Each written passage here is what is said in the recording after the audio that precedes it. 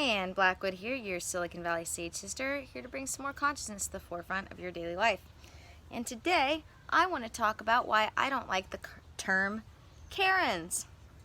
Because if not only for the reason that there are plenty of amazing people out there named Karen that this is doing a disservice to, we can do better. I think we learn in kindergarten, as they say, not to call people names. And so by labeling people in this way, we're basically reducing ourselves to the kindergarten tactics of calling people names. And we're adults. We're beings working towards enlightenment. And even if we're not beings working towards enlightenment, all it does is stick your tongue out at the problem. It doesn't work to solve anything. I think we all know and could agree that in any situation, if we want to solve a conflict, we have to address it from a calm place of understanding and at the very least trying to work towards something better rather than just stomping our feet, calling people names and getting frustrated, right?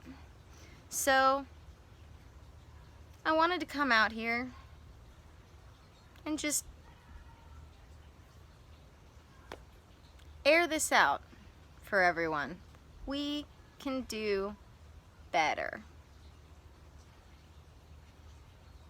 We could at least be addressing the situation for what it is, rather than lumping every white person who ever did any white woman, basically, who did anything wrong ever, reducing them to a single problem and a single stereotype.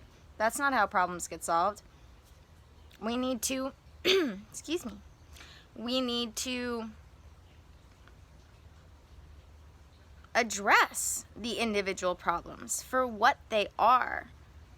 Because at this point, someone calls somebody a Karen, I don't know if they're talking about whether or not they were wearing a mask, whether or not they were being racist, whether or not they were just being overall ignorant. So, if we want to actually solve these problems, addressing them for what they were and saying, rather than saying, as my friend said today in her Facebook post, rather than being like, oh, I saw a Karen today, being like, I think it would be a great idea to address the racism I saw today. And approach this like, for a lack of a better word, adults. And conscious beings who want to make this world a better place, maybe, just maybe a little bit.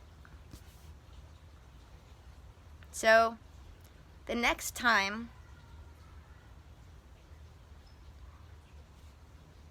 just for the sake of thinking about it, you see someone or have the instinct to feed into something that's going on in the world just because it's something that's going on in the world, ask yourself, is this coming from a good place?